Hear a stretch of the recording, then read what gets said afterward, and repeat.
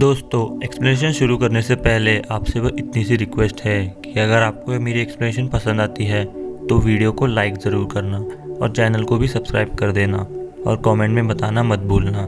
तो आइए फिर शुरू करते हैं। मूवी की शुरुआत में हम देखते हैं एक पावरफुल मैजिशियन मॉर्ड्रेड इंसानों के खिलाफ युद्ध छेड़ देता है, जिसके पास पावरफुल डीमंस और मैजिक पावर होता है, जिससे वो इंसानों पर भारी पड़ रहा होता है। तो मॉर्ड्रेड को हराने किंग लूथर अपनी तलवार एक्सकैलिबर, जो कि एक मैजिकल तलवार होती है, वो मॉर्ड्रेड के कैंप में घुसकर वो उसे हरा देते हैं, जिससे वो युद्ध वहीं समाप्त हो जाता है। और एक्सकैलिबर दुनिया की सबसे पावरफुल तलवार होती है और ये किंग लूथर को कैसे मिली हमें आगे पता चलेगा। तो उस युद्ध के कुछ दिन बीत जाने के बाद लूथर का भाई वॉर्टिगल उससे बगावत कर देता है, क्योंकि वो राजा बनकर सारी पावर्स खुद के लिए चाहता था। तो वो अपने सिपाहियों से किंग लूथर पर हमला कर देता है, पर उसे पता था कि वो एक्सकैलिबर के सामने नहीं टिक पाएगा। तो वो सायरन नाम के मैजिकल डीमन का साथ लेता है, अपनी पत्नी की कुर्बानी देकर। वहीं दूसरी ओर किंग लूथर को ये पता चल जाता है और वो अपनी पत्नी और अपने बच्चे आर्थर को लेकर चुपके से वहाँ से निकल रहे होते हैं कि उतने में वहाँ पर वो डीमन आ जाता है और वो क्वीन को मार देता है। तो किंग लूथर आर्थर को एक नाव से दूर भेज देते हैं और वो खुद डीमन से लड़ने लगते हैं। तो ये सीन यहीं पर ख़त्म हो जाता है। तो अगले सीन में सबको लगता है कि आर्थर मारा जाता है।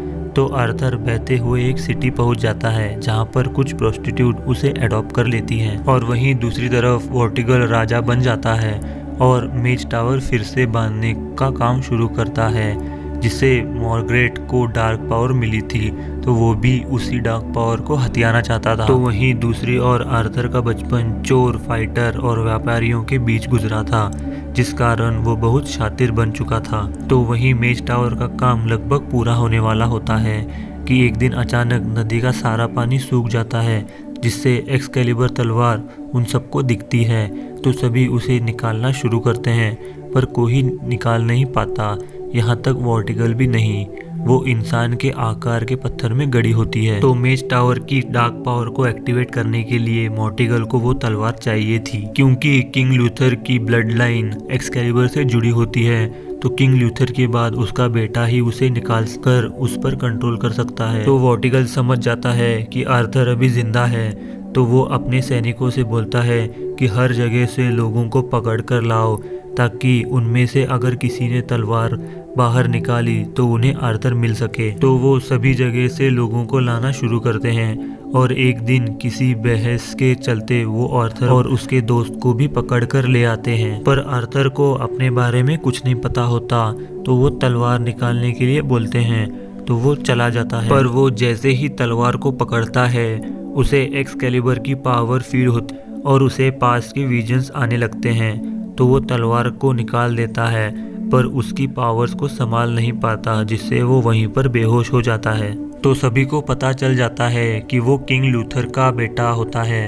तो सभी लोग उसे देखने चले आते हैं और वॉर्टिगल से बगावत कर देते हैं। तो वहीं आर्थर की खबर सुनकर एक जादूगरनी बेडवियर के पास आती है, ताकि वो आर्थर की मदद कर सके।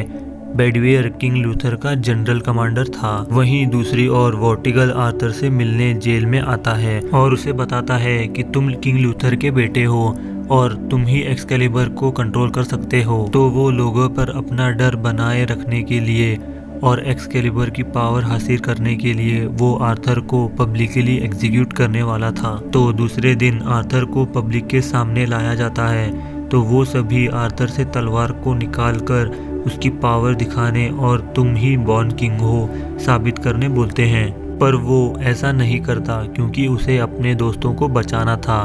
तो वॉर्टिगल उसे मारने का हुक्म देता है कि तभी वो मेज अपनी मैजिक से सभी जानवरों को अपने वश में कर वॉर्टिगल के सोल्जर्स पर हमला कर देती है। दूसरी ओर उसके लोग आर्थर को छुड़ाकर और तलवार लेकर नदी में कूद जाते हैं और वहां से भाग जाते हैं। तो बेडवियर आर्थर को अपने सीक्रेट जगह पर लेकर आता है और उसे बताता है कि ये सारी सल्तनत तुम्हारी है और तुम यहाँ के राजा हो। पर आर्थर को राजा बनने का बिल्कुल इंटरेस्ट नहीं था, उसे बस अपनी लाइफ एंजॉय करनी थी। तो वो आर्थर को जाने नहीं देते, जिस बीच उनमें लड़ाई शुरू हो जाती है। तो आर्थर एक्सकैलिबर निकालता है पर उसकी पावर नहीं संभाल पाता और वो वहीं पर बेहोश हो जाता है। तो मेज अपनी पावर्स का इस्तेमाल कर पता लगाती है कि आर्थर को अपने पास्ट के बारे में कुछ नहीं पता होता, तो इसीलिए एक्सकैलिबर उसे रेजिस्ट कर रही होती है, मतलब आर्थर को एक्सकैलिबर के लायक बनना होगा।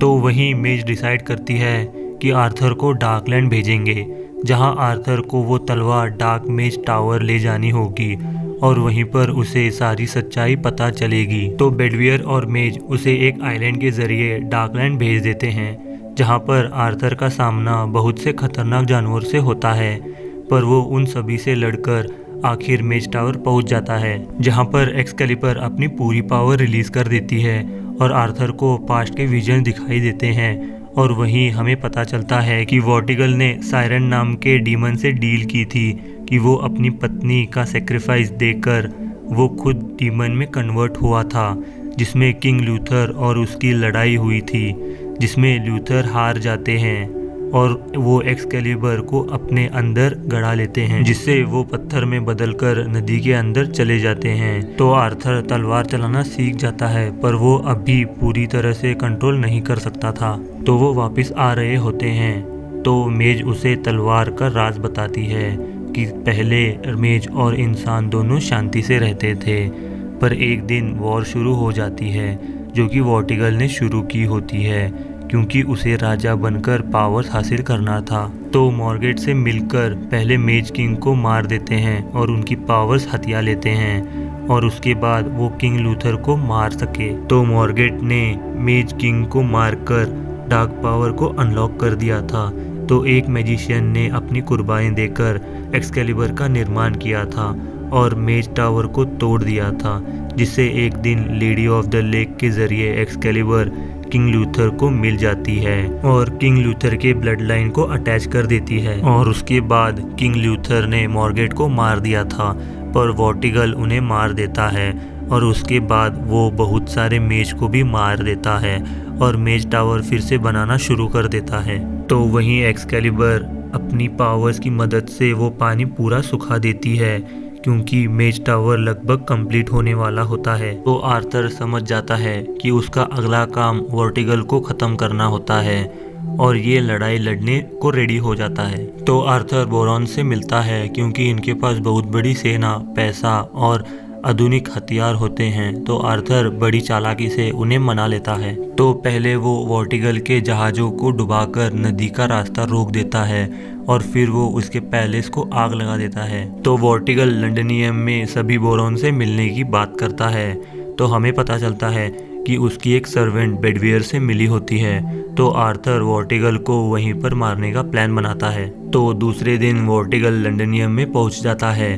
तो आर्थर एक बिल नाम के आर्चर से उसे मारने की कोशिश करता है, पर वो चूक जाता है और हमें पता चलता है कि ये सब एक ट्रैप होता है, क्योंकि वॉर्टिगल को पता होता है कि उसकी सर्वेंट आर्थर से मिली हुई होती है। तो वो अपना नकली आदमी भेजता है, तो जिस कारण वहाँ भगदड़ मच जाती है और वो सोल्जर्स आर्थर को घेर लेते हैं। तो आर्थर एक्सकैलिबर का इस्तेमाल कर सभी को एक झटके में मार देता है। तो ये सब देखकर लंडनियम के लोग आर्थर के सपोर्ट में आ जाते हैं और आर्थर सेफ हाउस के लिए निकल जाता है।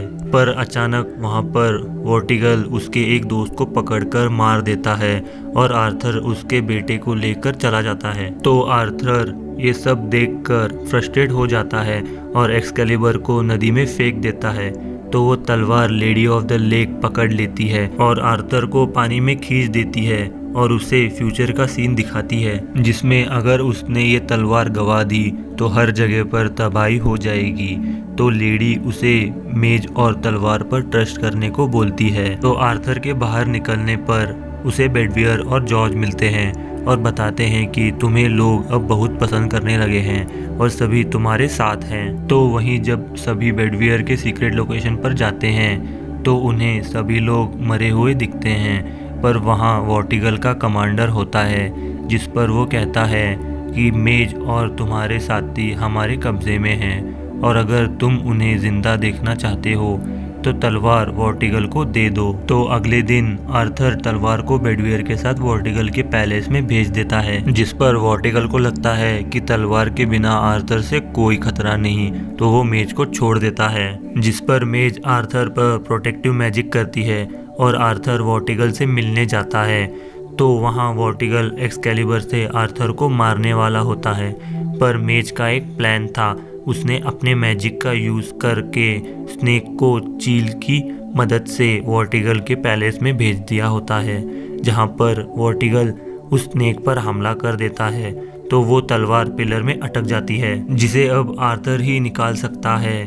तो मेज अपनी पूरी पावर्स का यूज़ कर डार्कलैंड से एक जायंट स्नेक को बुलाती है, तो वो सभी पर हमला कर आर्थर के सोल्जर्स को बचा लेता है, जिससे वॉर्टिगल डर कर उसी केव में जाता है और सायरन से डील कर डीमन में बदल जाता है। तो आर्थर भी तलवार को निकालकर वॉर्टिगल के सभी सोल्जर्स को मार देता है। तो आर्थर वॉर्टिगल के पास जाता है, पर वॉर्टिगल मेज टावर एक्टिव कर देता है, जिससे वो दोनों दूसरी दुनिया में पहुंच जाते हैं। तो उन दोनों में फाइट शुरू होती है, जिसमें वॉर्टिगल आर्थर पर भारी पड़ रहा होता है, पर बाद में आर्थर को अपने पिता का विजन आता है, जिससे वो बहुत पावरफुल हो जाता है। तो वो एक्सकैलिबर को पूरी तरह से कंट्रोल कर वॉर्टिगल को हरा देता है। तो आर्थर एक्सकैलिबर की पावर से मेज टावर तोड़ देता है। तो अगले दिन आर्थर को राजा बना दिया जाता है और इसी के साथ मूवी का हैप्पी एंडिंग होता है। तो दोस्तों, अगर आपको मेरी एक्सप्लेनेशन पसंद आती है तो एक लाइक ज़रूर करें और अपने दोस्तों तक ज़रूर शेयर करें और उस सब्सक्राइब बटन को दबाना मत भूलना। तो इसी के साथ मिलते हैं अगली वीडियो में। तो टाटा, गुड बाय और टेक केयर।